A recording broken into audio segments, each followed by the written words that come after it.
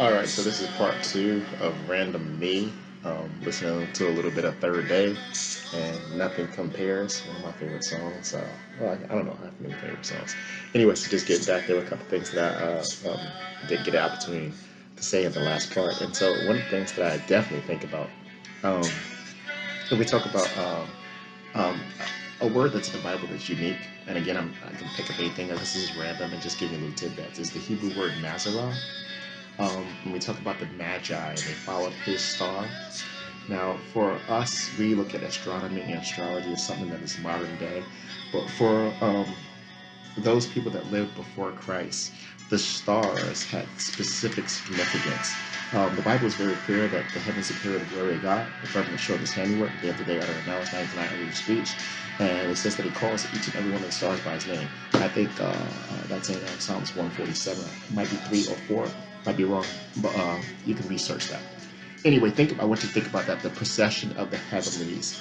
And I'm getting back to the whole Christ story, and that you have these magi, which are really these people from more than likely a location called Chaldea. In Chaldea, the Chaldeans, or not Zoroastrians, but these people spent their life looking at the stars. Now, in the ancient times, stars specifically had significant meaning, and not only did they have meaning, they were passed along the meaning from generation to generation to generation to generation. Now, getting back to the biblical thing where it says that the heavens declare the glory of God, right? So the heavens declare the glory of God. And if I asked you what the glory of God and how that reflects, that I would say that Jesus Christ is the glory of God revealed unto man, right?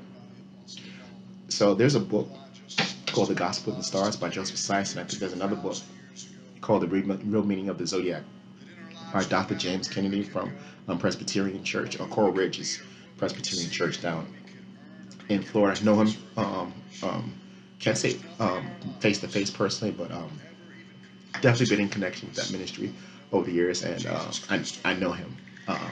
So what I will say is, think about if the stars, each star represents something, and even though astrology and astronomy is a corruption of an ancient story, right?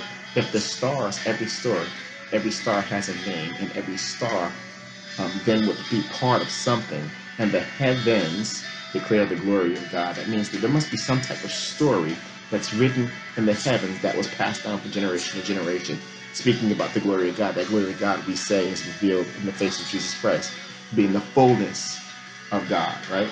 And so these magi look at these stars, and they use them to predict things, and they saw, quote unquote, his star. I think that's kind of unique. So they saw his star, right? And they followed his star. I know that when you look at stars, there's a first deacon, second deacon, third deacon, right? And there's certain stars that are brighter than others, right? We say the Little Dipper, the Big Dipper, and we say the Virgo. And specifically, when you talk about the stars, none of the constellations look like the constellations. You don't have to believe me. Go look. None of them look like the constellation. Not the Big Bear, the Little Bear, Scorpio, Sagittarius, right? None of them look like each other. But each star has a name, and those names are passed down to the generations. And so we get the little boy in the Virgo's lap. The Virgo, I happen to be born during the house of Virgo, right? So I know a little bit about it. Is specifically and set apart. And so we look at this star, and I just want to make a quick little side piece because I'm spreading things out because I'm trying to get you to research it. Honestly, I want you to get you into it. See if there's some really good nuggets if you get into these things. The Bible gives you a lot more than things than you might think or might know about. Why we don't talk about these things in church, but they're very interesting. I don't know. So anyway,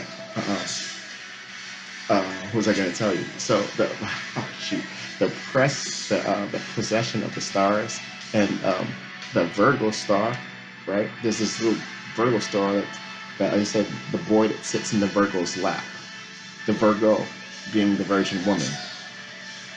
And there's a story that's told of this child in the stars. You see, I'm not gonna give it all away. I'm not gonna give it all away. But I would definitely tell you to get into a book called The Gospel of the Stars by Joseph Seiss. I would definitely tell you to read the real meaning of the real meaning of the zodiac and see how it's been a corruption that's passed down. I'd also ask you to get into a little bit of Reverend Hislop's The Two Babylons and see how things have been infused into Christianity and how quote unquote the things that come from the East are still affecting us into modern day times, Eastern Day thoughts, Eastern religions, and understanding a little bit more of this biblical story that actually happened. How this story that was written in the stars affect us. How God is just so wise that not only did He give us a written record of His glory and His plan of redemption for mankind, but He also wrote that same plan, that same story of redemption in the stars, and each star had a name, whereby there was a signification of the story of God and His relationship to mankind and what He would do, and how that story was passed along, and you can still read that story today, and the stars are written. So anyway, God bless you. Super excited for the people that will actually get into it. I hope you got questions. If you do, I'm available. Just hit like or whatever the case may be. And God bless everybody. I love you. Thank you for supporting me and reading all of my blogs. I just want to encourage everybody to continue to keeping on, be all that you can be in God. If you're a Christian, if you're not, still know that there's plenty of things that are out there that for you to do, and that I just wish you absolute success. I wish you to be blessed above all blessings. I wish you to be fruitful and multiply. I wish that the God would just pour His Spirit upon your heads. I'm thankful for the opportunity to be a part of your lives, and I'm thankful that you're a part of my life. So bless you, thank you, and see you guys later. Bye.